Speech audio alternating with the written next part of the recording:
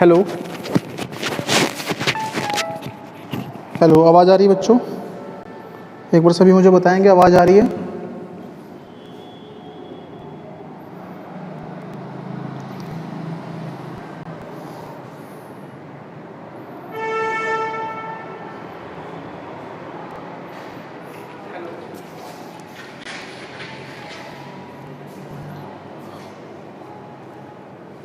हाँ जी, आवाज़ आ रही है, सभी बताएं एक बार। ओके, सभी को आ रही है ना?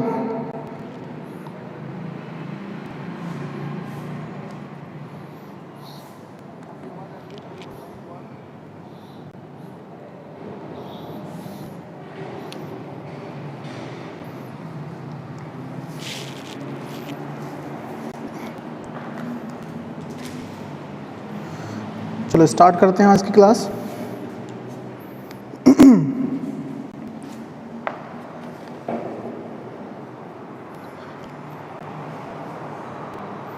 एक मिनट भाई।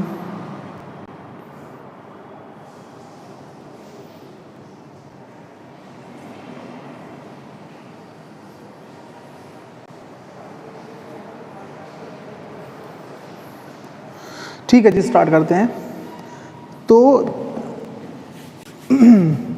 जो हमारी प्रीवियस क्लास थी, प्रीवियस क्लास के अंदर आप लोगों ने पढ़ा था डिहाइड्रेशन ऑफ अल्कोहल, और डिहाइड्रेशन ऑफ अल्कोहल से हमने बनाया था एल्कीन और ईथर। हमने बात की थी कि जो हमारी डिफरेंट कंडीशंस हैं कि अगर टेम्परेचर हमारा लो था उस कंडीशन में हमारा बनता था ईथर, और अगर टेम्परेचर हमारा थोड़ा ज़्यादा हो रहा था, दैट मीन्स कि टेम्परेचर आपका 160 to 170 डिग्री सेंटीग्रेड अगर जा रहा था, तो उस कंडीशन में डिहाइड्रेशन ऑफ अल्कोहल से एल्कीन की प्रिपरेशन हो रही थी। उसके बाद हमने कुछ एक दो क्वेश्चंस भी डिस्कस किए थे जो कि अल्कोहल के बॉइलिंग पॉइंट से और अल्कोहल की सोल्यूबिलिटी से रिलेटेड थे। ठीक है, तो जो आज की हमारी क्लास होगी, आज की क्लास में हम डिस्कस करने वाले हैं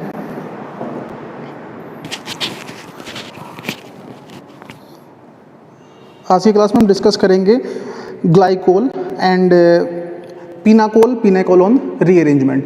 ग्लाइकोल जो होगा, ग्लाइकोल, ये जो क्वेश्चन है आज की क्लास का, ये क्वेश्चन आपके एग्ज़ाम के लिए बहुत ज़्यादा इंपॉर्टेंट है। और आपके जो बीएससी सेकेंड ईयर के जो एग्ज़ाम होंगे वहाँ पे अल्कोहल चैप्टर से जो इंपॉर्टेंट क्वेश्चन था, वहाँ पे एक पहले मैंने आपको कराया था प्रिपरेशन ऑफ अल्कोहल का, जिसके अंदर आपने पढ़ा था from molasses and from starch. और जो आज का क्वेश्चन है ये है preparation of glycol and the chemical properties of glycols. ठीक है, और ग्लाइकोल की ही एक बहुत ही ज़्यादा इंपॉर्टेंट नेम रिएक्शन है पिनाकोल पिनाकोलोन रीअरेंजमेंट। तो पिनाकोल पिनाकोलोन रीअरेंजमेंट भी हम साथ ही साथ डिस्कस करेंगे। ठीक है, तो सबसे पहले हम बात करते हैं ग्लाइकोल की। ग्लाइकोल क्या है भाई? हाँ, मैं आपको एक बात बताना चाहूँगा कि अगर आपको कोई भी डाउट है पूरी क्लास की ड्यूरिंग, या फिर आपको प्रीवियस क्लास का कोई डाउट है, तो आप मुझे कमेंट करके बता सकते हैं। मैं आपके जो डाउट्स होंगे उनको मैं यहीं पे साथ ही साथ मैं आपको उनको रिप्लाई करूँगा। ठीक है, आपको कोई भी डाउट हो, कुछ भी बात पूछनी हो, तो आप मुझे कमेंट करके बोल सकते हैं। ठीक है जी, चलो बात करते हैं आज की क्लास की। तो आज की जो हमारी क्लास है, हमारा टॉपिक है आज का ग्लाइकोल।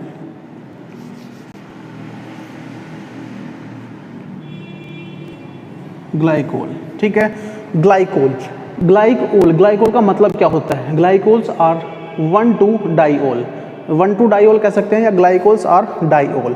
ठीक है, डाइओल मतलब जिन कंपाउंड्स के अंदर 2 OH ग्रुप होंगे। जब किसी हाइड्रोकार्बन के अंदर सपोज 2 कार्बन आपके पास हैं और उनके पास एक के पास OH और दूसरे के पास भी क्या है? OH। दैट मीन्स जो ये हमारे डाइओल्स होंगे, जो डाइओल होंगे, डाइओल को हम क्या बोलते हैं? ग्लाइकोल्स, डाइओल्स, और डाइओल्स को हम क्या बोलते हैं? ग्लाइकोल्स। ठीक है, तो जो ऑर्गेनिक केमिस्ट्री है उसके अंदर जितने भी आपके डाइओल होंगे उन सबको हम ग्लाइकोल बोलते हैं। अब जो डाइओल है वो डाइओल आपके डिफरेंट टाइप के हो सकते हैं। वो डाइओल आपका 1,2-डाइओल भी हो सकता है, वो आपका 1,3-डाइओल भी हो सकता है, 1,4, 1,5, 1,6, यानी कि डिफरेंट टाइप के आपके डाइओल्स हो सकते हैं।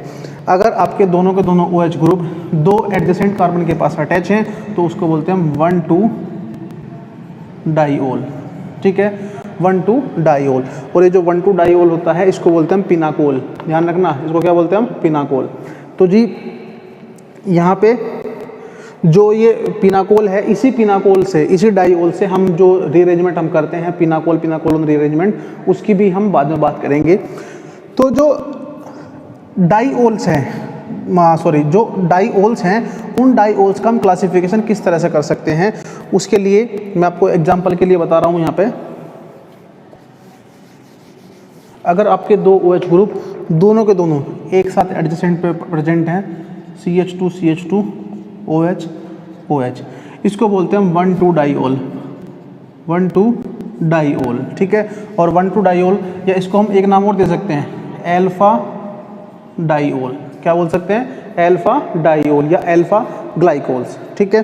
तो जो डाइओल हैं 1,2 हो, 1,3 हो, 1,4 हो, सब के सबको हम क्या बोलते हैं? ग्लाइकोल।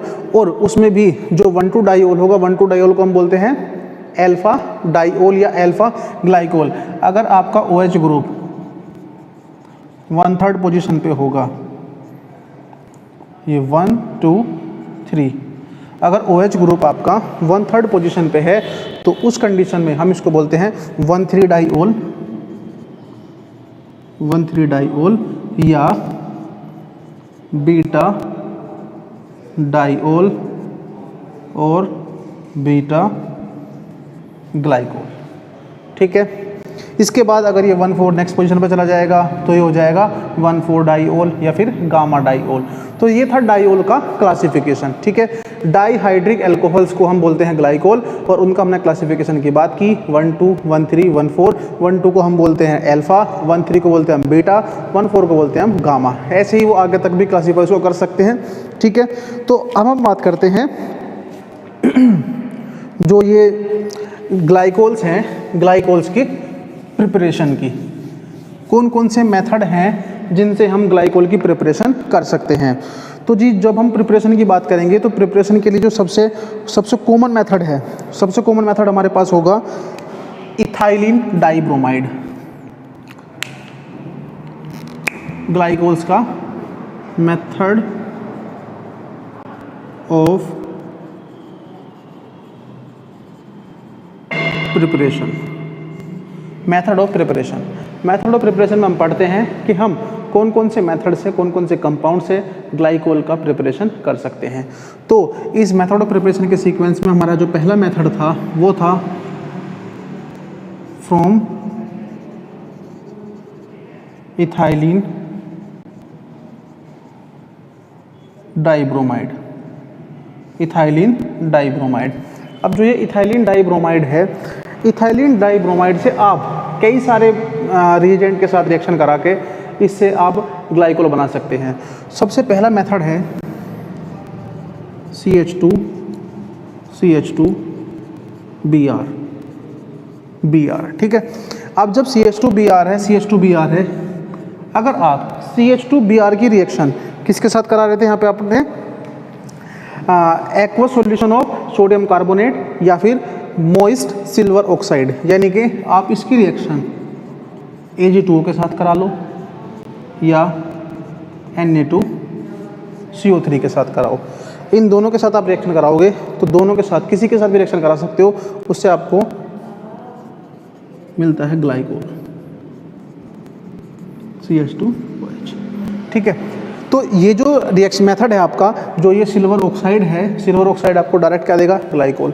बट एक प्रॉब्लम आती है जब मैं Na2CO3 के साथ रिएक्शन करता हूँ, जब मैं Na2CO3 के साथ रिएक्शन करता हूँ तो उससे मुझे ग्लाइकोल तो मिलेगा, ग्लाइकोल में कोई डाउट नहीं है कि ग्लाइकोल नहीं मिलेगा, बट ग्लाइकोल के साथ साथ मुझे इथाइलिन भी मिलता है। ग्लाइकोल के साथ मुझे क्या मिलता है? इथाइलिन। यानी कि यहाँ पे फिलहाल यहाँ पे जो ये Na2CO3 है, Na2CO3 के अंदर Na+, 2Na+ और CO3-2, यानी कि जो ये CO3-2 होता है ये वीक बेस की तरह काम करता है, बेसिक नेचर का होता है कार्बोनेट आयन, ठीक है। और जो कार्बोनेट आयन है जब वो बेस की तरह काम करेगा तो वो यहाँ से डीप्रोटोनेशन भी कर सकता है, और अगर यहाँ से डीप्रोटोनेशन करता है तो डीप्रोटोनेशन यानी कि यहाँ से H निकलने के बाद और यहाँ से Br निकलने के बाद यहाँ पर आ जाएगा डबल बॉन्ड, ठीक है।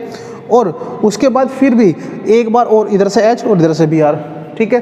तो जब यहाँ से 2 बार एलिमिनेशन हो जाएगा तो उससे आपको पहली बार में तो मिलेगा इथाइलिन, और दूसरी बार जब यहाँ पर एलिमिनेशन होगा तो उससे आपको मिलता है एसिटाइलिन। तो यहाँ पर जो एसिटाइलिन है, एसिटाइलिन मिल जाएगा। तो उस कंडीशन में हम इस जो ये हमारा मेथड था Na2CO3, इसको हम अवॉइड करते हैं कि अगर हमने Na2CO3 के साथ रिएक्शन करके इससे ग्लाइकोल बनाया है तो उस कंडीशन में हमें मिक्सचर ऑफ प्रोडक्ट मिलते हैं और जो हमारा ग्लाइकोल है उसकी अमाउंट हमें कम मिलती है, जिसकी वजह से हम इस मेथड को अवॉइड करते हैं। इसके अलावा इसके बहुत सारे मेथड्स हैं, ठीक है ना, इसको बनाने के। तो अगर बाई चांस मैं यहाँ पे Na2CO3 के प्लेस पे मैं यहाँ पे इसकी रिएक्शन किसके साथ करता हूँ, NaOH के साथ। किसके साथ? NaOH के साथ। तो NaOH के साथ रिएक्शन करने के बाद भी वही सेम प्रॉब्लम हमारे सामने जनरेट होती है, जिसमें कि एलिमिनेशन जो है वो डोमिनेटिंग होगा।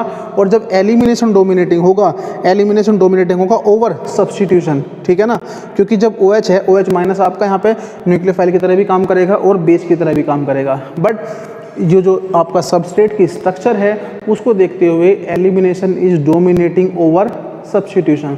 तो अगर एलिमिनेशन आपको डोमिनेट करेगा तो उस कंडीशन में जो आपका प्रोडक्ट है वहाँ पे आपको विनाइल ब्रोमाइड या एसिटाइलिन ज़्यादा मिलता है, ठीक है। एसिटाइलिन की अमाउंट जो है वो उसकी अमाउंट बढ़ जाएगी। तो यहाँ पे मैंने आपको बताया कि अगर देखो यहाँ पे ध्यान से देखना, मैं इसको बता रहा हूँ कि अगर Na2CO3 या फिर NaOH या फिर KOH आपने इनमें से किसी की भी रिएक्शन इसके साथ कराई है तो उस कंडीशन में क्या होगा, एक के पास से तो H, ठीक, और इसके पास से Br, यानी कि यहाँ से ये जो है ये एलिमिनेशन हो जाएगा इसका। और जब एलिमिनेशन होगा तो प्रोडक्ट आपका क्या मिलता है, CH2 डबल बॉन्ड CH और Br, और CH2 डबल बॉन्ड CH बार को हम बोलते हैं विनाइल ब्रोमाइड। तो यानी कि इस रिएक्शन के अंदर जब आप Na2CO3 का यूज करते थे तो वहाँ पे आपका CH2 CH Br इसकी पॉसिबिलिटी यहाँ पे बढ़ जाएगी, ठीक है जी। कोई यहाँ तक कोई कन्फ्यूजन है तो मुझे बताओ।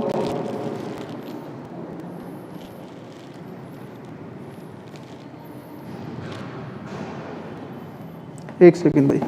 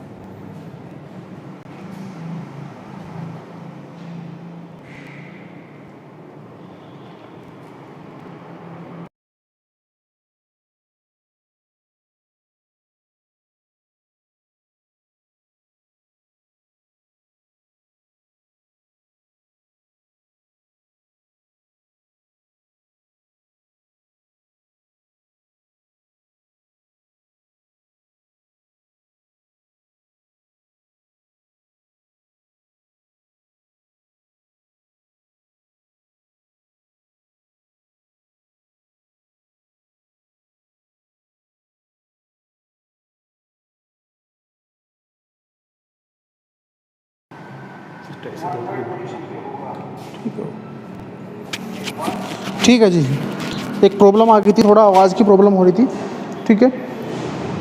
वापस से आ जाओ सभी लोग, वापस से आ जाओ। तो हमने बात की थी यहाँ पे कि हमारा जो पहला मेथड था फ्रॉम इथाइलिन डाइब्रोमाइड। तो अब यहाँ पे हम एक काम कर सकते हैं, इसके लिए एक और मेथड है, यानी कि अगर आपको Na2CO3 या फिर NaOH या फिर KOH के साथ ही आपको डाइओल की प्रिपरेशन करनी है तो उसके लिए आप इथाइलिन डाइब्रोमाइड को डाई एस्टर में कन्वर्ट करते हैं। क्या करते हैं, इसको हम डाई एस्टर में कन्वर्ट करते हैं। उसको भी देख लो आप कैसे करते हैं।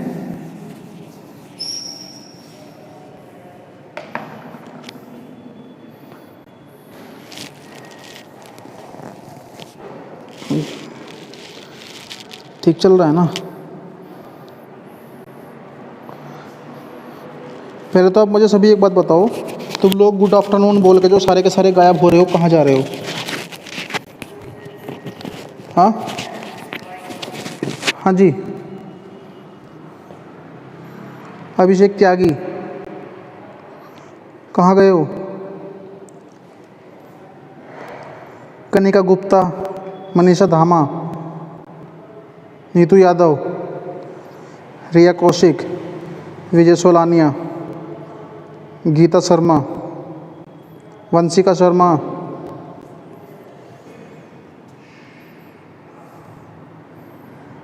क्या फ़ोन चला कर रख दिया क्या? अच्छा यहीं है। पीयूष त्यागी, ये क्लास आप ही लोगों के लिए, कोई चीज़ आपको इजीली अवेलेबल हो ना तो उसकी थोड़ा सा केयर किया करो। ऐसा नहीं है कि बस आपको क्लासेज मिल रही हैं तो ठीक है बस। ठीक है जी, चलो हम बात करते थे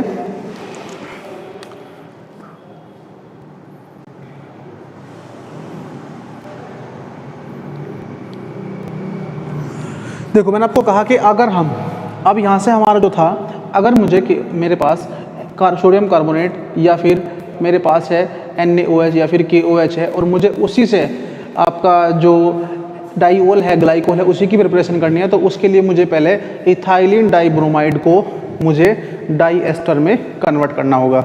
तो उसके लिए मैं क्या करता हूँ कि CH2Br इसकी रिएक्शन मैं करता हूँ सिल्वर एसीटेट AgOCOCH3, ठीक है। ये आपका जो होता है Ag प्लस और O माइनस, ठीक है। तो जब मैं सिल्वर एसीटेट के दो मॉलिक्यूल की रिएक्शन इथाइलिन डाईब्रोमाइड के साथ करता हूँ तो उस कंडीशन में क्या होगा, यहाँ पे AgBr आपका बाहर निकल जाएगा और यानी कि इसके दो मॉलिक्यूल थे और यहाँ पे बन जाएगा ये CH2OCOCH3। क्या बन जाएगा ये CH2OCOCH3 CH2OCOCH3। अब इसके बाद क्या करते हैं, इसके बाद आप इसकी रिएक्शन किसके साथ कर सकते हैं, NaOH के साथ कर लो या फिर KOH के साथ कर लो।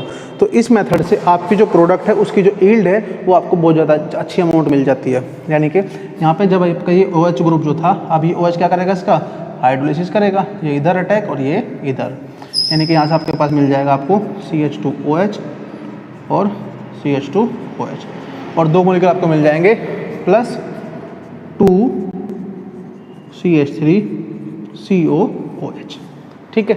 तो इस तरह से भी ये इसका जो है इसी का फ्रॉम इथाइलिन डाईब्रोमाइड से ये दूसरा मेथड हो सकता है आपको इथाइलिन डाईब्रोमाइड से इथाइलिन ग्लाइकोल के लिए, ठीक है। ये तो चलो इसका हो गया एक मेथड। अब इसके बाद सेकंड मेथड हमारा होगा second method of preparation. Second method of preparation होगा हमारा फ्रॉम इथाइलिन। आप इथाइलिन से डायरेक्ट कैसे इथाइलिन ग्लाइकोल बनाओगे, ठीक है। बहुत सिंपल सा मेथड है, बहुत सिंपल रिएजेंट था, आपने काफ़ी सुना होगा रिएजेंट के बारे में कि CH2 डबल बॉन्ड CH2। अगर आप इथाइलिन की रिएक्शन किसके साथ करते हैं, KMnO4 के साथ, KMnO4 के साथ करते हैं, तो उस कंडीशन में ये जो KMnO4 है ये इथाइलिन का क्या करता है, ऑक्सीडेशन, और उससे आपको प्रोवाइड करा देगा डाईओल CH2OH CH2OH, ठीक है ना। ये बहुत कॉमन सा रिएजेंट है KMnO4, इसलिए हम इसका यूज कर सकते हैं।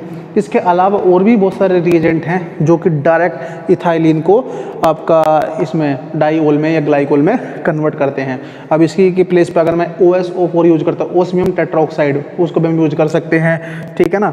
या फिर इसके अलावा भी आपका क्या बोलते हैं वुडवर्ड रिएजेंट है, प्रीवोस्ट रिएजेंट है, ठीक है ना। I2 और सिल्वर एसीटेट को यूज करते हैं हम उसके लिए, ठीक। उस कंडीशन में भी आपका क्या है, डाईओल ही मिलता है, ठीक।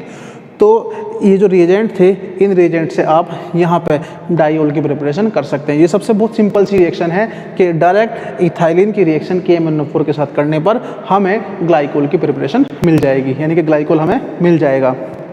इसके बाद जो हमारा थर्ड मेथड होगा, जो हमारा थर्ड मेथड है, थर्ड मेथड क्या होगा जी, थर्ड मेथड के अंदर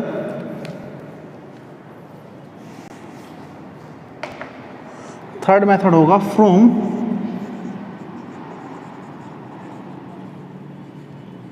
इथाइलिन ऑक्साइड। इथाइलिन ऑक्साइड, और इथाइलिन ऑक्साइड को हम क्या बोलते हैं? इपोक्साइड। क्या बोलते हैं इसको हम? इपोक्साइड। तो जो ये इथाइलिन ऑक्साइड है, आप इथाइलिन ऑक्साइड का डायरेक्ट हाइड्रोलिसिस कर दो। डायरेक्ट क्या कर दो? इसका हाइड्रोलिसिस। इसका डायरेक्ट हाइड्रोलिसिस करने पर एसिडिक मीडियम में आपको क्या मिल जाएगा? Ethylene glycol, CH2 CH2O। ठीक, इसका आपने क्या किया है? एसिडिक मीडियम में हाइड्रोलिसिस कर दिया। क्या कर दिया? एसिडिक मीडियम में हाइड्रोलिसिस कर दिया। एसिडिक मीडियम में हाइड्रोलिसिस करने पे क्या होगा? एसिडिक मीडियम है तो ये जो आपका ऑक्सीजन है, ऑक्सीजन के पास इसका प्रोटोनेशन हो जाएगा, और प्रोटोनेशन होने के बाद इसके पास आएगा पॉजिटिव चार्ज, और जब पॉजिटिव चार्ज आएगा तो ये रिंग जो है वो बहुत जल्दी ही ओपन हो जाएगी। तो ऐसी कंडीशन में यहाँ पे क्या मिलता है आपको? CH2OH CH2OH। ठीक है ना?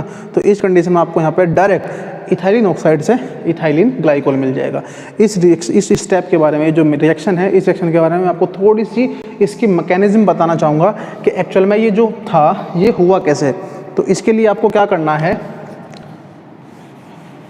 इसके लिए आपको इसकी मैकेनिज्म देखने के लिए, देखो, जब आपके पास इथाइलिन ऑक्साइड था CH2O CH2, ठीक है, एसिडिक मीडियम है। एसिडिक मीडियम के अंदर क्या होगा? इथाइलिन ऑक्साइड का प्रोटोनेशन हो जाएगा, और जब इथाइलिन ऑक्साइड का प्रोटोनेशन होगा तो वो कुछ इस तरह का बन जाएगा। ठीक है ना? इथाइलिन ऑक्साइड का प्रोटोनेशन होने के बाद उसके पास पॉजिटिव चार्ज आ जाएगा। और ये मैं आपको पहले भी बता चुका हूँ कि अगर ऑक्सीजन के पास पॉजिटिव चार्ज आ रहा है तो वो कहीं ना कहीं से अपना बॉन्ड ब्रेक करेगा, यानी कि इलेक्ट्रोनेगेटिव एटम के पास पॉजिटिव चार्ज उसको बहुत ज़्यादा अनस्टेबल कर देता है। ठीक है ना? तो ऐसी कंडीशन में क्या होगा? अब इसके पास दो पॉसिबिलिटी है, या तो वो इधर से बॉन्ड ब्रेक कर ले, इलेक्ट्रॉन्स को ले ले, या फिर वो इधर से इलेक्ट्रॉन्स को ले ले। अब यहाँ पे भी मैं आपको एक बात बताना चाहूँगा, क्योंकि दोनों के दोनों कार्बन एटम जो है वो सेम है, यानी कि सिमेट्रिकल इथाइलिन ऑक्साइड था। सिमेट्रिकल मतलब जब वो सेम टाइप का होगा। ठीक है ना? तो ऐसी कंडीशन में जब वो सिमेट्रिकल है तो किसी भी साइड से आप रिंग को ओपन कर सकते हैं। ठीक, बट अगर ये सिमेट्रिकल नहीं होगा तो आप रिंग को उस साइड से ओपन करते हैं जिस साइड आपका मोर स्टेबल कार्बोकैटायन बनता है। ठीक है ना? जिस साइड आपका मोर स्टेबल कार्बोकैटायन बनता है। तो ऐसे में क्या हो रहा है? रिंग को आप किधर से भी ओपन कर सकते हैं। जब रिंग ओपन होगी तो यहाँ पर पॉजिटिव चार्ज आएगा, और उस पॉजिटिव के पास क्या होगा? आपका H2O मॉलिक्यूल अटैक कर देगा। H2O मॉलिक्यूल अटैक कर देगा। ठीक है ना? जब H2O अटैक करेगा, अब ये तो ओपन हो चुका है, इधर OH, इधर यहाँ पे CH2 है, और इसके पास यहाँ पे आपके H2O ने अटैक किया। जब ऑक्सीजन ने अटैक किया है, इसके पास फिर पॉजिटिव आ गया, और आपके बाद क्या करेगा? यहाँ से H को बाहर निकाल देगा, और इसका हो जाएगा डीप्रोटोनेशन। तो यानी कि ये बन जाएगा आपका CH2OH और CH2OH। ठीक है जी? इस स्टेप को बोलते हैं हम डीप्रोटोनेशन।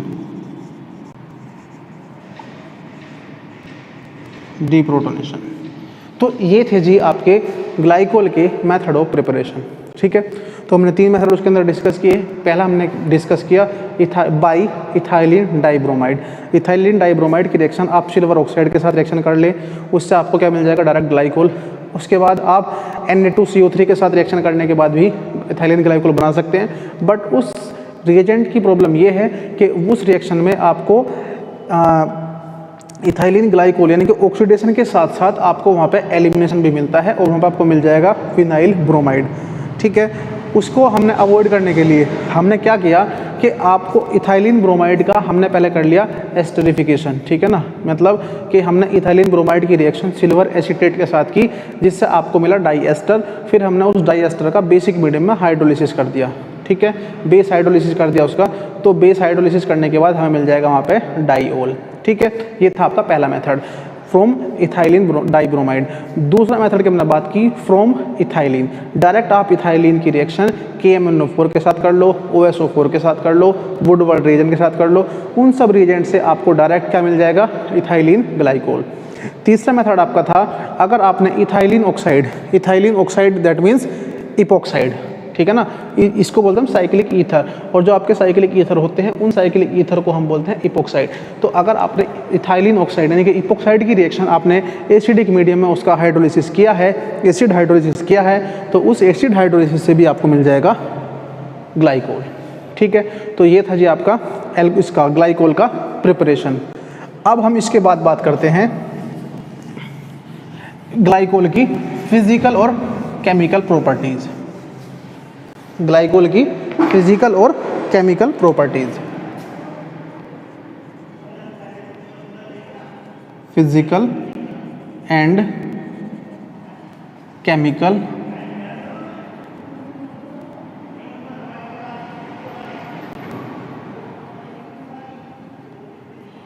प्रॉपर्टीज। ठीक है जी, तो फिजिकल और केमिकल प्रॉपर्टीज क्या थी? फिजिकल प्रॉपर्टीज देखो बहुत नॉर्मल सी बात है, जो ग्लाइकोल आपका है उसके अंदर OH ग्रुप है, और OH ग्रुप है तो मतलब उसके अंदर हाइड्रोजन बॉन्डिंग भी होगी। ठीक है ना, और जब हाइड्रोजन बॉन्डिंग होगी तो जो ग्लाइकोल का सोल्यूबिलिटी नेचर होगा वो आपका पोलर कैरेक्टर शो करेगा। ठीक है ना, और जो ग्लाइकोल है आपका वो पोलर सोल्वेंट यानी कि वाटर के अंदर सोल्यूबल होगा, बट ग्लाइकोल आपका ईथर के अंदर सोल्यूबल नहीं होगा, क्योंकि वो ईथर के अंदर हाइड्रोजन बॉन्डिंग नहीं होगी। ठीक है ना, जब मैं सोल्यूबिलिटी की बात करता हूँ तो वहाँ पे लाइक डिजोल्व्स लाइक वाला कॉन्सेप्ट चलता है, यानी कि अगर पोलर है तो वो पोलर के अंदर सोल्यूबल होगा, अगर नॉन पोलर है तो वो नॉन पोलर के अंदर सोल्यूबल होगा। ठीक है, तो जी ये हमारी बात हुई इसकी फिजिकल प्रॉपर्टीज़ की। और ये जो ग्लाइकोल था, ग्लाइकोल आपका कलरलेस है, विस्कस लिक्विड है, और ग्लाइकोल का बॉइलिंग पॉइंट जो होगा 197 डिग्री सेंटीग्रेड होगा। ठीक है, तो मेनली जो आपकी फिजिकल प्रॉपर्टीज़ हैं उनका इतना ज़्यादा सिग्निफिकेंस नहीं होता आपके एग्जाम में, स्वीट टेस्ट इसका होता है ग्लाइकोल का। ठीक है, तो अब हम बात करते हैं डायरेक्ट इसकी केमिकल प्रॉपर्टीज़ की। तो फिजिकल प्रॉपर्टीज़ में ऐसा कुछ खास नहीं था। जब मैं केमिकल प्रॉपर्टीज़ की बात करूँगा तो केमिकल प्रॉपर्टीज़ के अंदर भाई सबसे पहली रिएक्शन इसकी जो सबसे कॉमन जो सबसे ज़्यादा रिएक्टिविटी इसकी शो करता है वो है विद एल्कली मेटल, यानी कि जब आपका ग्लाइकोल के अंदर है आपका OH ग्रुप, और दोनों के दोनों जो OH ग्रुप हैं, यानी कि जो ग्लाइकोल था वो था आपका CH2OH और CH2OH। जो ये दोनों के दोनों OH हैं, दोनों OH कैसे हैं? 1 डिग्री, यानी कि दोनों के दोनों OH क्या है? प्राइमरी एल्कोहल, और दोनों का नेचर कैसा होगा? सेम टाइप का नेचर होगा। ठीक है, रिएक्टिविटी दोनों की सेम होगी। तो जो ग्लाइकोल है, ग्लाइकोल के अंदर जो दोनों के दोनों OH प्रेजेंट है वो दोनों ही OH आपके प्राइमरी हैं। अब यहाँ पे हम बात करते हैं जब दोनों के दोनों OH हैं तो इन OH इस ग्लाइकोल की रिएक्शन जब हम करते हैं एल्कली मेटल के साथ यानी कि सोडियम के साथ, बहुत ज़्यादा रिएक्टिव मेटल है। जब एल्कली इसके रिएक्टिव क्या बोलते हैं इसको, एल्कली मेटल के साथ जब आपकी ग्लाइकोल की रिएक्शन होगी तो उस कंडीशन में वहाँ से हाइड्रोजन गैस इवोल्व होगी। हाइड्रोजन गैस इवोल्व होने के बाद वहाँ पे आपका सोडियम का ऑक्साइड बन जाएंगे। क्या बन जाएंगे? सोडियम के ऑक्साइड्स बन जाएंगे। तो अगर मैं रिएक्शन की बात करूँगा तो यहाँ पे क्या होगा? पहला केमिकल प्रॉपर्टीज है रिएक्शन विद एल्कली मेटल। तो जब मैं एल्कली मेटल की बात करता हूँ तो एल्कली मेटल के अंदर क्या होगा? CH2OH, CH2OH। इसकी रिएक्शन आप Na के साथ करो, एक Na होगा तो यहाँ से मतलब जो Na है सोडियम जो होता है वो सोडियम आपका एल्कोहल के साथ जब रिएक्शन करते हैं, जब ओनली एक OH के साथ रिएक्शन करते हैं तो वहाँ पे ONA में कन्वर्ट करता है और वहाँ से हाफ H2 यानी कि H2 गैस बनेगी बट उसका हाफ मोल बनता है, हाफ H2 वहाँ से इवोल्व होती है। तो यहाँ पे हमें इसके लिए एक OH के लिए अगर मैं कंप्लीट मोल की बात करें तो एक Na एक OH से निकालता है, दूसरा Na दूसरे से निकाल देगा। तो यहाँ पर आपका क्या हो जाएगा? CH2ONA CH2ONA plus 2H2। ठीक है, इसके लिए आपको क्या करना पड़ेगा? यहाँ पे 4Na मॉलिक्यूल ले लो, 4Na मॉलिक्यूल, क्योंकि हाइड्रोजन का कंप्लीट मोल के लिए हमें 2 Na की रिक्वायरमेंट होती है। ठीक है ना, और यहाँ पे इसका क्या बन जाएगा? 2। ठीक है, तो जी ये तो आपकी बात हुई इसकी, हमारी ये बात हुई इसकी क्या कहते हैं इसको, सोडियम के साथ। अब हम बात करते हैं एक्शन विद एसिड। अगर हम एसिड के साथ, एसिड भी आपके मिनरल एसिड हो सकते हैं, अगर मिनरल एसिड है तो अलग टाइप की रिएक्शन होगी, और कार्बोक्सिलिक एसिड है तो अलग टाइप की रिएक्शन होगी। तो ध्यान देने वाली बात यह है कि जब मैं ग्लाइकोल की रिएक्शन किसके साथ करता हूँ, एसिड के साथ, रिएक्शन विद एसिड। अब एसिड में अगर मिनरल एसिड है, मिनरल एसिड, देखो क्या होगा, ग्लाइकोल CH2OH CH2OH, इसकी रिएक्शन आपने की है HCl के साथ। HCl क्या है, एसिड है। एसिड है तो क्या करेगा, यहाँ से एक H का प्रोटोनेशन करेगा, प्रोटोनेशन के बाद यहाँ से OH बाहर निकल जाएगा और यहाँ पे क्या आ जाएगा, Cl। यानी कि मैं स्टेप बाय स्टेप बात करूँगा, ठीक है। ये बन गया आपका क्लोरोहाइड्रिन। जब इथाइलिन ग्लाइकोल से एक OH रिप्लेस हो जाएगा आपका Cl से, तो एक तरफ क्लोरीन और एक तरफ OH, इसको बोलते हैं क्लोरोहाइड्रिन, ठीक है ना। क्लोरोहाइड्रिन बहुत इंपॉर्टेंट कंपाउंड है, बहुत सारी प्रिपरेशन में यूज होता है। इसके बाद फिर से हम इसकी फर्दर रिएक्शन जब करते हैं तो उससे आपको मिल जाएगा यहाँ पे CH2Cl, और फिर से वही सेम रिएक्शन होगी CH2Cl, तो ये बन जाएगा यहाँ पे आपका इथाइलिन डाइक्लोराइड। तो जब ग्लाइकोल की रिएक्शन आपकी मिनरल एसिड के साथ हो रही थी तो वो आपको मिला था इथाइलिन डाइक्लोराइड। बट अगर रिएक्शन इथाइलिन ग्लाइकोल की रिएक्शन आपकी हो रही है एसिड के साथ, तो वहाँ पर आपको मिलता है डाई एस्टर। क्या मिलता है, डाई एस्टर। ये तो मिनरल एसिड के साथ हुई। अब हम बात कर रहे हैं इसकी रिएक्शन विद CH3COOH, ठीक है, CH3COOH। इसके साथ क्या होगा, देखो ये जो रिएक्शन थी, अगर आपका OH ग्रुप था और अगर आपका कार्बोक्सिल ग्रुप था HOCO, ठीक है, तो यहाँ पर होता क्या है, यहाँ से H और यहाँ से OH, ये ग्रुप यहाँ से बाहर निकलता है और इससे आपका बन जाता है एस्टर लिंकेज OCOR, ठीक है ना। इस टाइप का एस्टर लिंकेज बन जाता है। यानी कि जब भी कहीं एल्कोहल की और क्या बोलते हैं, एसिड की रिएक्शन आपस में होगी तो उससे आपका एस्टर की प्रिपरेशन होती है। तो ऐसे ही यहाँ पे होगा कि जब मैं CH2OH और इसकी रिएक्शन हो रही है RCOOH, दो मॉलिक्यूल इसके हमने ले लिए। जब मैं दो मॉलिक्यूल्स लूँगा तो यहाँ पे एक OH के साथ HOH, फिर इसका एक और मॉलिक्यूल उसके साथ ये निकल जाएगा। यानी कि यहाँ पर आपका जो प्रोडक्ट बनेगा वो क्या बन जाएगा, आपका die ester CH2O COR CH2O COR, ठीक है, ये बन जाएगा आपका डाई एस्टर। अगर यहाँ तक कोई कन्फ्यूजन है तो मुझे बताओ, अभी कमेंट करके मुझे बताओ कोई कन्फ्यूजन है यहाँ तक।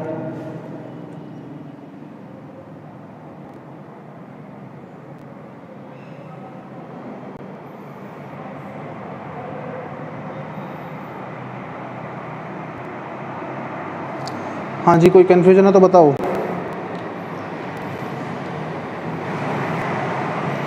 कौन सो रहा है ये?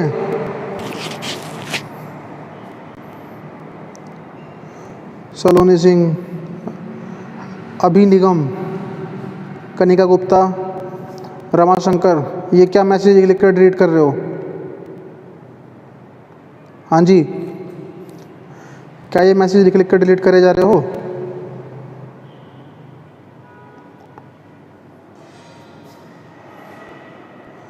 कोई कन्फ्यूजन है बताओ मुझे अभी।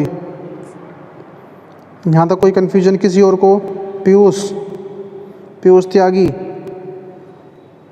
मिस्टर टिकटॉकर, मिस टिकटॉकर भी है क्या? मिस टिकटॉकर भी है इसमें?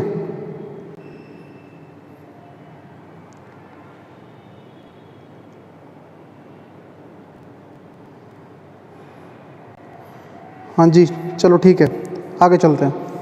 तो ये था आपका विद एसिड के साथ आपका ग्लाइकोल डाई एसिटेट बन जाएगा। अब इसके बाद अगर आपकी इसकी ग्लाइकोल की रिएक्शन PCl5 या फिर SOCl2 के साथ हो रही है, रिएक्शन विद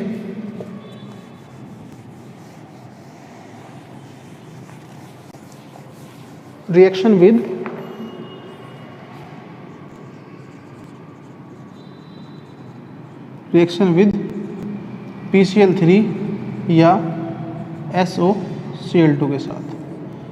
एक बात मैं आपको बता दूं, बहुत इंपॉर्टेंट बात है कि ये जो आपका ग्लाइकोल है, ग्लाइकोल कंप्लीट होने के बाद मैं आपको इसी क्लास के अंदर पिनाकोलोन रीअरेंजमेंट पढ़ाऊंगा और वो बहुत ज़्यादा इंपॉर्टेंट है। आपके एग्जाम में बार बार क्वेश्चन पूछा जा रहा है 3.5 नंबर का नेम रिएक्शन का, पिनाकोलोन रीअरेंजमेंट। आज की क्लास में ही डिस्कस करेंगे, आज हम इस चैप्टर को ख़त्म करेंगे, ठीक है ना। तो अभी किसी को नींद आ रही हो तो मुंह धो लें, मुंह धो के दोबारा से एक बार बैठ जाएं, नींद आपकी गायब हो जाएगी, ठीक है ना। साथ ही साथ आपको साथ में पढ़ने का बेनिफिट ये होगा कि आपको अगर कोई भी डाउट है वो आपका अभी डिस्कस हो जाएगा, ठीक है ना, पूरी क्लास में। क्योंकि जो पिनाकोलोन रीअरेंजमेंट है वहाँ पे आपको कोई एक आध डाउट हो सकता है, ठीक है ना, तो इसीलिए उसको साथ ही साथ पढ़ लें, ठीक है जी। तो रिएक्शन विद PCl3 SOCl2। तो जब हम PCl3 के साथ या SOCl2 के साथ रिएक्शन करते हैं, CH2OH और CH2OH, इसकी रिएक्शन जब हमने किससे की है, PCl3 के साथ, तो PCl3 के साथ क्या होगा, PCl3 क्या करेगा, OH को रिप्लेस करेगा Cl से, OH को रिप्लेस करेगा Cl से, यहाँ पे भी आपको क्या मिलेगा, डाई क्लोराइड, इथाइलिन डाइक्लोराइड। अब इसी तरह से जब आप इसकी रिएक्शन SOCl2 के साथ रिएक्शन करते हैं, SOCl2 भी बिल्कुल सेम रिएक्शन करेगा, बट SOCl2 के साथ बेनिफिट हमें ये होता है कि SOCl2 के साथ जो आपके साइड प्रोडक्ट होते हैं वो आपके गैस होते हैं, तो वहाँ पे आपको जो प्रोडक्ट मिलता है वो कम्प्लीटली प्योर प्रोडक्ट मिलता है। SOCl2 के साथ जो प्रोडक्ट आपको मिलता है वो बिल्कुल प्योर प्रोडक्ट मिलता है, ठीक है ना।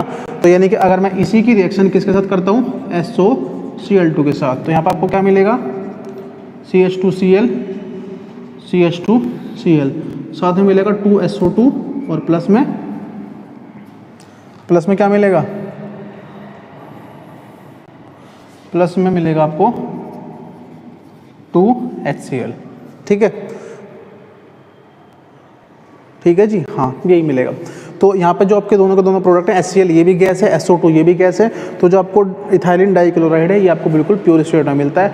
अगर आपको इथाइलिन डाइक्लोराइड की प्रिपरेशन करनी है तो आप इस मेथड का यूज कर सकते हैं, ठीक है। इसके अलावा और भी काफ़ी सारे मेथड हैं, और भी कई सारी इसकी रिएक्शन होंगी, जिनके अंदर जो एक और रिएक्शन है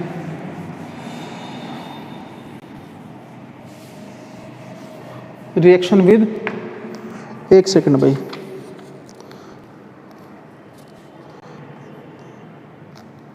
reaction with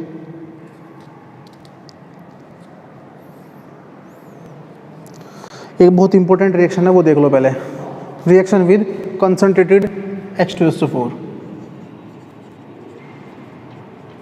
reaction with concentrated H2SO4 important reaction है, डायरेक्ट पूछी जाती है 2 नंबर में, डायरेक्ट 2 नंबर में पूछता है when glycol react with concentrated H2SO4, तो उसके साथ उस कंडीशन में क्या प्रोडक्ट आपका बनेगा और क्या आपकी रिएक्शन होगी।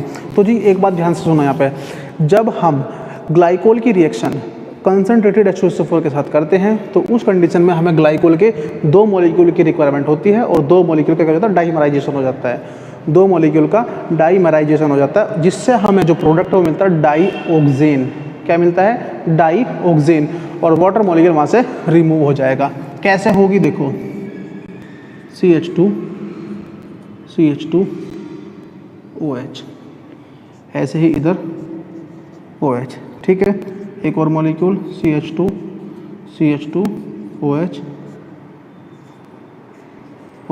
ठीक है। यहाँ से क्या होगा, ये H2O बाहर, यहाँ से क्या होगा, ये H2O बाहर, ठीक है। Concentrated H2SO4। देखो मैकेनिज्म की बात करूँगा मैं, तो मैकेनिज्म यहाँ पे क्या होगा, एसिड है, एसिड क्या करेगा, एक का प्रोटोनेशन करेगा, दूसरा उसके पास अटैक कर देगा, एक का प्रोटोनेशन वो बाहर निकल जाएगा और दूसरा उसके पास अटैक कर देगा। यानी कि इससे जो आपको प्रोडक्ट मिलता है CH2, CH2O, CH2, CH2O, ठीक है। इसको बोलते हैं हम डाईऑक्सेन। क्या बोलते हैं? डाईऑक्सेन, ठीक है ना। इंपॉर्टेंट प्रोडक्ट है, इंपॉर्टेंट नेम रिएक्शन मतलब इंपॉर्टेंट रिएक्शन है ग्लाइकोल की। तो ध्यान से करना इस चीज़ को कि जब भी आप ग्लाइकोल की रिएक्शन करते हैं कंसंट्रेटेड H2SO4 के साथ, तो उस कंडीशन में आपको मिलता है डाईऑक्सेन, ठीक है। और ये जो रिएक्शन है, ये रिएक्शन भी एग्जांपल है वही प्रोटोनेशन होगा इसमें, क्योंकि एसिड है और आपका यहाँ पे OH ग्रुप है। OH ग्रुप के पास लोन पेयर्स होते हैं। लोन पेयर्स का प्रोटोनेशन होने के बाद वो एक अच्छा लिविंग ग्रुप बनने के बाद बाहर निकल जाएगा और दूसरा OH इस कार्बन के पास अटैक करेगा, ठीक है जी। तो ये भी बहुत इंपॉर्टेंट रिएक्शन थी। इसको हम बोलते हैं साइक्लिक डाई ईथर। क्या बोलते हैं? Cyclic di ethers. इसके बाद एक और रिएक्शन है, बट ऐसे तो बहुत सारी रिएक्शन हो जाएंगी। अभी आपको इसको केमिकल प्रॉपर्टीज में इसको इतना ही रहने दो। अभी हम बात करते हैं ग्लाइकोल के यूज़। भाई ग्लाइकोल के यूज़, जो ग्लाइकोल है एक बहुत ही इंपॉर्टेंट ऑर्गेनिक कंपाउंड है और इसके जो यूज़ हैं ये प्रिजर्वेटिव की तरह भी यूज होता है। प्रिजर्वेटिव मतलब आप कोई भी चीज़ को जब स्टोर करते हैं एक लंबे टाइम तक उसको रखने के लिए, ठीक है ना, लंबे टाइम तक उसको सड़ने से बचाने के लिए, तो उसके लिए हम ग्लाइकोल का यूज करते हैं। तो ग्लाइकोल एक्ट एज आ प्रिजर्वेटिव, ठीक। इसके अलावा जो नाइट्रोग्लाइकोल है, नाइट्रोग्लाइकोल यानी कि अगर आपने ग्लाइकोल को नाइट्रोग्लाइकोल में कन्वर्ट किया है, ठीक, तो उस कंडीशन में ये एक एक्सप्लोजिव होगा। नाइट्रोग्लाइकोल इज एन एक्सप्लोजिव कंपाउंड है, ठीक है ना। इसके अलावा ग्लाइकोल को हम लुब्रिकेंट की तरह भी यूज़ कर सकते हैं। लुब्रिकेंट यानी कि जो ऑयली स्पीसीज होते हैं, ठीक है ना, ऑयली मटेरियल है, उसकी तरह भी हम इसको यूज़ कर सकते हैं। इसके अलावा glycol as a solvent in spirit wicks, यानी कि एज अ सोलवेंट की तरह भी काम कर सकते हैं स्प्रिट विक्स में, ठीक है। स्प्रिट विक्स बनाने के लिए हम इसको एक सोलवेंट की तरह भी यूज में ले लेते हैं। तो ये है जी आपका ग्लाइकोल। तो हमने जो डिस्कस किया आज की क्लास में अभी तक, वो हमने किया है ग्लाइकोल का क्लासिफिकेशन, कैसे कैसे ग्लाइकोल होगा, कौन कौन से टाइप होंगे। उसके बाद हमने बात की ग्लाइकोल की प्रिपरेशन की, फिर हमने बात की ग्लाइकोल की फिजिकल प्रॉपर्टीज़ की, फिर हमने उसके बाद बात की ग्लाइकोल की केमिकल प्रॉपर्टीज़ की, ठीक है ना। केमिकल प्रॉपर्टीज़ तो बहुत सारी होंगी, बट हमें सभी नहीं करनी, हमें केवल उतना आपको एक्सप्लेन करना है, उतना आपको बताना है जितना कि आप लगभग एग्जाम में कर सको, ठीक है ना। आपका जो एग्ज़ाम का पॉइंट ऑफ व्यू है उसके अकॉर्डिंग आपका जो सिलेबस है वो आपको मिल सके, यानी कि जो कंटेंट है, क्योंकि बहुत बड़ी क्लास हो जाएगी, ज़्यादा बड़ी क्लास हम नहीं कर पाएंगे यहाँ पे। तो अब जो आज की क्लास है उस क्लास का मोस्ट इम्पोर्टेंट टॉपिक है पिनाकोलोन रीअरेंजमेंट, यानी कि पिनाकोलोन रीअरेंजमेंट भी ग्लाइकोल की केमिकल प्रॉपर्टीज़ के अंदर ही आएगा। अगर आप इसी रिएक्शन को ग्लाइकोल की केमिकल प्रॉपर्टीज़ में दोगे तो उसमें कोई प्रॉब्लम नहीं है, ठीक है ना, उसको आप केमिकल प्रॉपर्टीज़ में भी दे सकते हैं। तो हम बात करते हैं आज का हमारा हॉट टॉपिक पिनाकोलोन रीअरेंजमेंट।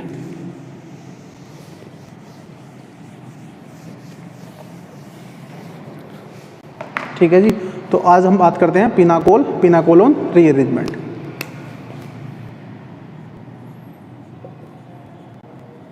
पिनाकोलोन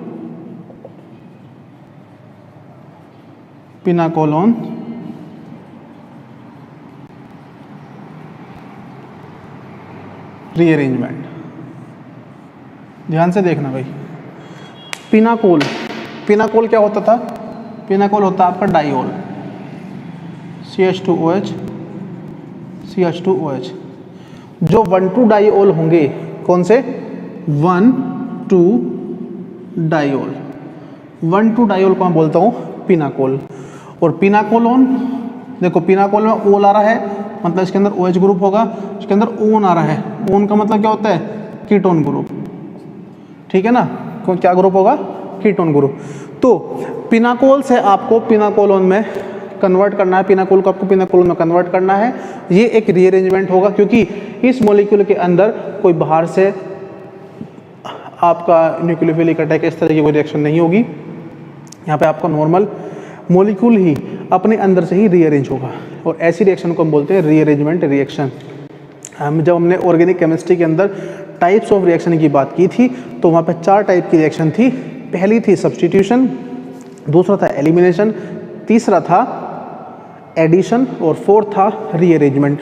तो ये जो रीअरेंजमेंट है ये उसी टाइप के रिएक्शंस का मतलब एक एग्जांपल है। तो आज हम उसी की बात कर रहे हैं। तो हमें पिनाकोल को पिनाकोलोन में कन्वर्ट करना है। तो उसके लिए मैं एक एग्जांपल ले लेता हूँ। पिनाकोल, पिनाकोल मेरे पास हो जाएगा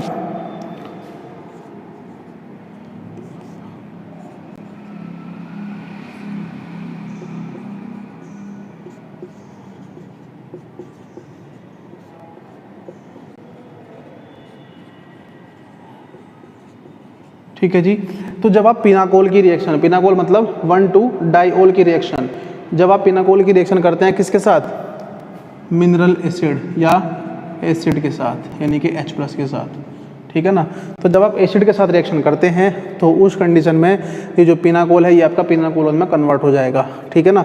कन्वर्ट कैसे होगा, कुछ इस तरह से।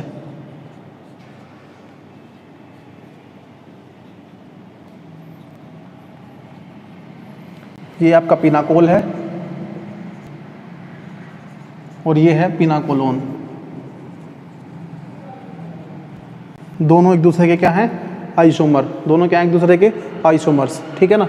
तो यहाँ पे क्या हो रहा है, एक मॉलिक्यूल आइसोमर्स, नहीं भाई एक सेकंड, आइसोमर्स नहीं होंगे क्योंकि यहाँ पे एक OH ग्रुप बाहर निकलता है। तो ये जो रीअरेंजमेंट हो रहा है यहाँ पे जो आपका मॉलिक्यूल है वो मॉलिक्यूल अपने अंदर से ही रीअरेंज हो रहा है। यहाँ पे कोई बाहर का न्यूक्लियोफाइल या कोई ऐसा ग्रुप आकर अटैक नहीं करता। तो पिनाकोल से पिनाकोलोन हमें को बनाना है। तो अब हम बात करते हैं इसकी मैकेनिज्म की। तो जब हम मैकेनिज्म की बात करेंगे तो ध्यान से देखना भाई, मैकेनिज्म के अंदर क्या करते हैं, क्योंकि जो आपका एग्ज़ाम है, एग्ज़ाम के अंदर इसका रीअरेंजमेंट ही आता है। एग्ज़ाम के अंदर पूरी मैकेनिज्म पूछता है विद मैकेनिज्म। ऐसा नहीं पूछता कि आपको पिनाकोल को पिनाकोलोन में कन्वर्ट करो, उसकी मैकेनिज्म पूछता है, ठीक है। तो मैकेनिज्म के अंदर क्या होगा, सबसे पहला यहाँ पे एसिड है, यहाँ पे 2 OH ग्रुप हैं, OH ग्रुप के अंदर लोन पेयर्स हैं, ठीक है ना। तो जो OH ग्रुप है वो आपका प्रोटोनेशन करता है। आप प्रोटोनेशन किसी भी OH का कर सकते हैं। हम यहाँ पे डाइल्यूट एसिड लेते हैं, अगर हम कंसनट्रेटेड एसिड लेंगे तो वो दोनों के दोनों OH का प्रोटोनेशन करता है। यानी कि अगर हम डाइल्यूट एसिड लेंगे तो वहाँ पे लेसर अमाउंट में प्रोटोनेशन होगा, ठीक है। अगर हम कंसनट्रेटेड लेंगे तो ज़्यादा प्रोटोनेशन होता है। तो हमने यहाँ पर डाइल्यूट एसिड लिया है, डाइल्यूट एसिड लिया है, तो डाइल्यूट एसिड से क्या होगा, इस OH का प्रोटोनेशन हो जाएगा। अब सोचने वाली बात यह है, क्योंकि जो पिनाकोल है, जो आपका 1,2 डाइओल है, वो कैसा था, वो सिमेट्रिकल था। और जब वो सिमेट्रिकल होगा तो सिमेट्रिकल होने पे आप किसी भी OH का प्रोटोनेशन कर सकते हैं। बट अगर सिमेट्रिकल नहीं है तो फिर वहाँ पे कंडीशंस अराइज होंगी, वो आपको नहीं सोचना है। हम बात करते हैं कि जो डाइल्यूट एसिड था उस समय क्या क्या इसका प्रोटोनेशन,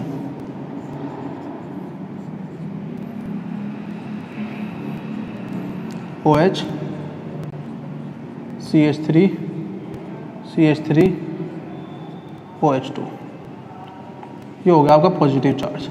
अब ध्यान देने वाली बात यहाँ पे ये आएगी कि इसका हो गया प्रोटोनेशन। तो जो फर्स्ट स्टेप था वो क्या था आपका, प्रोटोनेशन। क्या था जी, प्रोटोनेशन, ठीक है। सेकंड स्टेप में क्या होगा, जब प्रोटोनेशन हुआ तो ये आपका बन गया ऑक्सोनियम आयन। अब इसके बाद यहाँ पे क्या होगा, ये बहुत अच्छा लिविंग ग्रुप बन जाएगा। क्यों, क्योंकि ये बहुत ज़्यादा अनस्टेबल है। तो ये क्या करेगा, यहाँ से ये जो H2O है ये मॉलिक्यूल यहाँ से बाहर निकल जाएगा। जब मॉलिक्यूल बाहर निकलेगा तो यहाँ पे क्या बनेगा, यहाँ बनेगा carbocation CH3 CH3 OH CH3 और CH3 और पॉजिटिव चार्ज। अब ध्यान देने वाली बात यहाँ पे होगी, ये बन गया आपका कार्बोकैटायन, कार्बोकैटायन, ठीक है जी। तो ये जो कार्बोकैटायन बचा है, कार्बोकैटायन के लिए अब जो कार्बोकैटायन था तो यहाँ पे अब यहाँ पे होगा रीअरेंजमेंट। ये सबसे मेन स्टेप है, क्योंकि अब यहाँ पे इंटरमीडिएट बना है और इंटरमीडिएट ही रीअरेंजमेंट करता है। इंटरमीडिएट के अंदर ही मॉलिक्यूल का रीअरेंजमेंट होता है।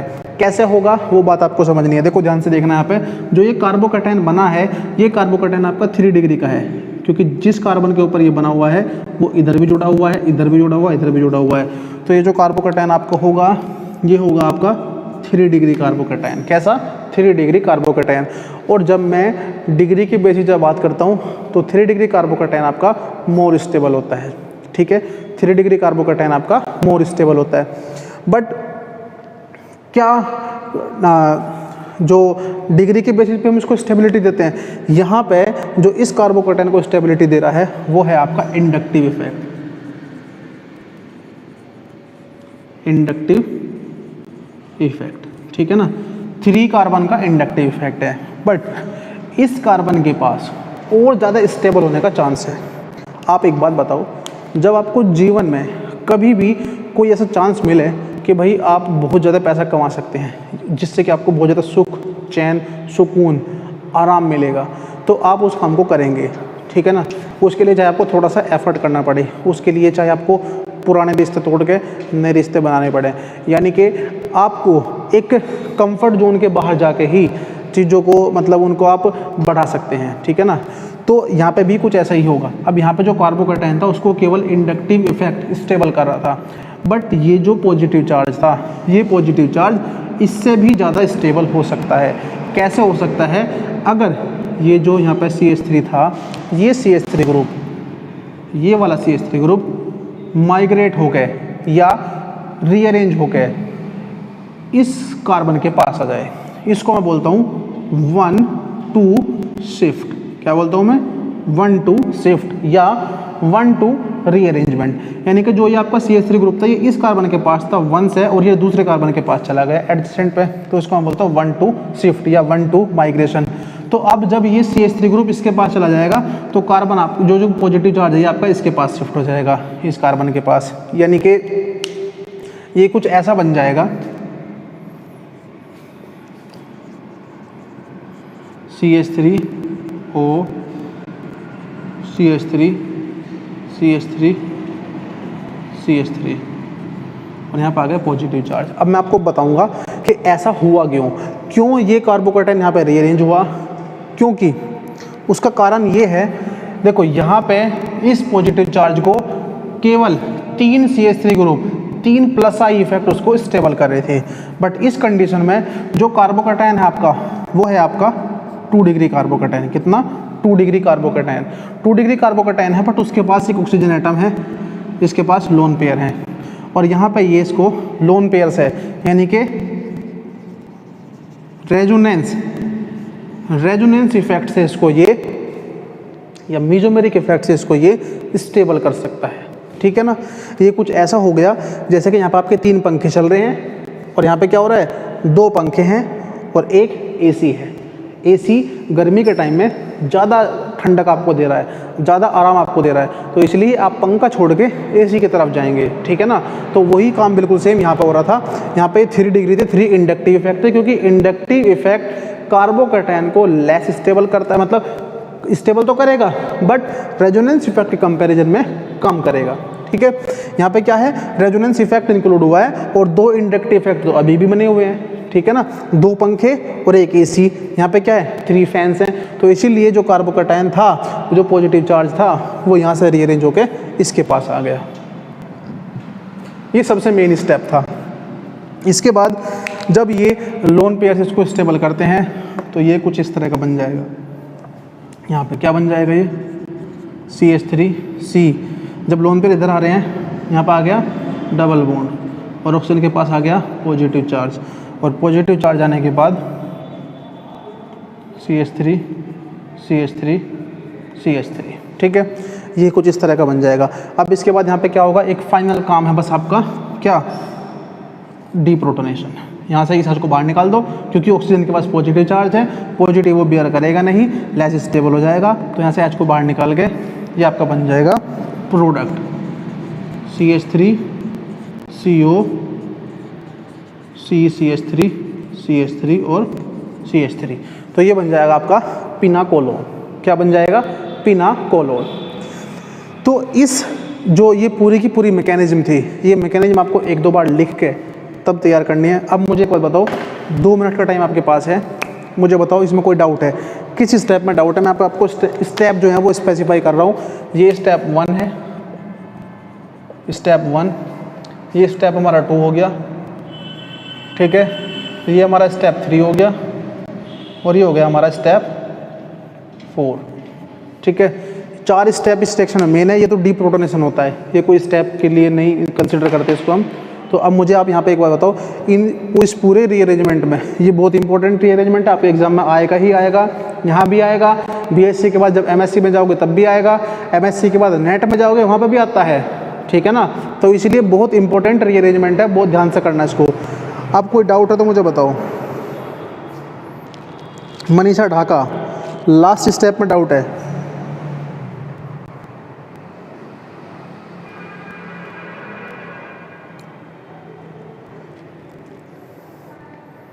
मनीषा ढाका, लास्ट स्टेप में आपको बता रहा हूँ। देखो यहाँ पे जो ये आपका थर्ड स्टेप था, स्टेप थर्ड के अंदर यहाँ पे रीअरेंज हुआ था।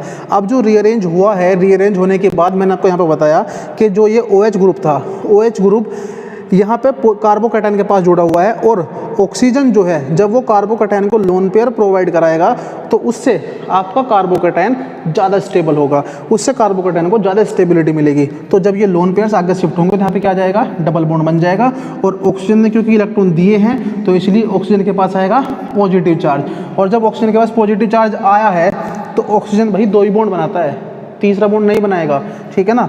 और उस ऑक्सीजन का बॉन्ड कार्बन के साथ स्ट्रॉन्ग बना हुआ है, तो क्या करेगा, यहाँ से H को बाहर निकाल लेगा। तो H को बाहर निकालने को इस स्टेप को हम क्या बोल देंगे, डी प्रोटोनेशन। इस स्टेप को हम बोलते हैं डी प्रोटोनेशन, ठीक है जी, ध्यान दो इस पर। यहाँ पे हो जाएगा डी प्रोटोनेशन, जिसके बाद आपको मिल जाएगा लास्ट प्रोडक्ट पिनाकोलोन, ठीक है। वंशिका शर्मा, स्टेप 4, हाँ जी स्टेप 4 मैंने आपको बता दिया अभी, स्टेप 4। शिवानी शर्मा, स्टेप 3 में, स्टेप 3 के अंदर भाई देखो, स्टेप 3 के अंदर मैं आपको इसको दोबारा से एक बार बता रहा हूँ, ध्यान से देखना इसको। ये जो था आपका पिनाकोल, ठीक है, पिनाकोल के अंदर जो हमारा पहला स्टेप है वहाँ पे आपने डाइल्यूट एसिड लिया है। एसिड से जब हमने इसका प्रोटोनेशन किया है तो प्रोटोनेशन के बाद यहाँ पे दोनों OH का प्रोटोनेशन होगा, बट उनमें से एक ही OH के थ्रू रिएक्शन जो है वो आगे बढ़ेगी। अगर दोनों OH बाहर निकल गए, दोनों OH बाहर निकल गए तो रिएक्शन आगे नहीं बढ़ेगी। तो इसलिए हमने यहाँ पे क्या लिया था, डाइल्यूट एसिड लिया था। डाइल्यूट एसिड से इस OH का प्रोटोनेशन हमने किया। आप एक ही OH का करोगे तो इस OH का कर लो या इसका कर लो। जब ऑक्सीजन का प्रोटोनेशन हुआ है तो उसके बाद ये अनस्टेबल हो गया और ये बहुत अच्छा लिविंग ग्रुप बना है, ठीक है।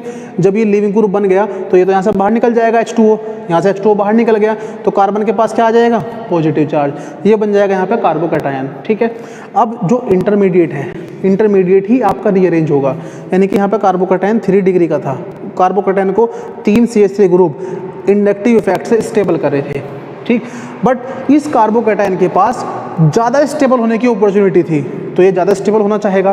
कैसे, ये कहेगा इस CH3 से कि भाई तुम तो यहाँ पे भी कार्बन के पास जुड़े हो, तुम इधर आ जाओ, तो ये CH3 तो इधर शिफ्ट हो जाएगा, और जब CH3 इधर आएगा यानी कि CH3 के इस कार्बन के पास शिफ्ट होने को बोलता हूँ 1-2 शिफ्ट या 1-2 माइग्रेशन, यहाँ पे लिखा हुआ है 1-2 शिफ्ट, ठीक है।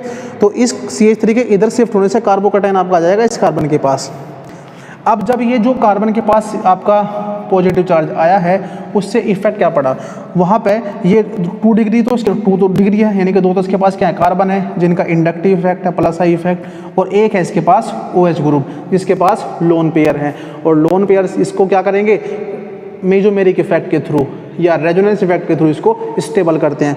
तो लोन पेयर ज़्यादा इलेक्ट्रॉन डेंसिटी देते हैं, ज़्यादा इलेक्ट्रॉन देते हैं, जिससे कि पॉजिटिव चार्ज ज़्यादा स्टेबल होगा। तो ये कुछ ऐसा है कि यहाँ पे 3 पंखे चल रहे हैं, यहाँ पे 2 पंखे हैं और एक AC है, तो गर्मी के टाइम में ज़्यादा सुकून मिलेगा उसको, ठीक है ना, सर्दी नहीं है।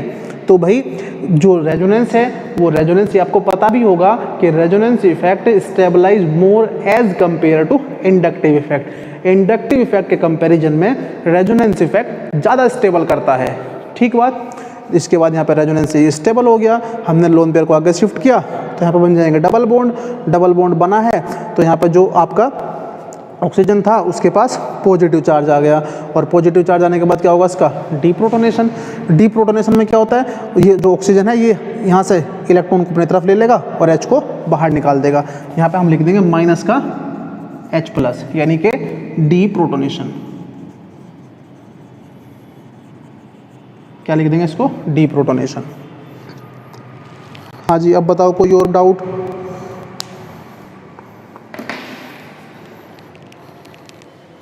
प्रिया त्यागी, पीयूष त्यागी, सागर कहाँ है सागर?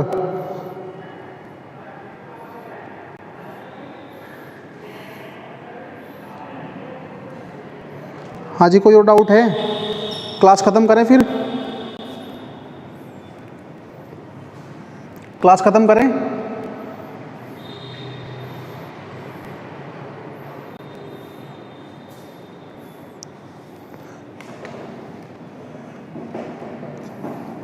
बताओ भाई, कोई और डाउट हो तो पूछ लो अभी। रिया राणा, स्टेप 4 हो चुका है।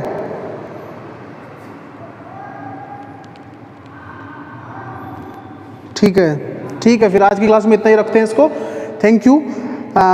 नेक्स्ट क्लास आपकी होगी। अब ये जो आपका यूनिट है, ये यूनिट लगभग कंप्लीट हो चुकी है आपकी। एल्कोहल वाला जो चैप्टर है, इसके बाद हम स्टार्ट करेंगे फिनोल या फिर स्पेक्ट्रोस्कोपी। ठीक है, इसके बाद स्टार्ट करते हैं। ठीक है जी, thank you so much, welcome welcome.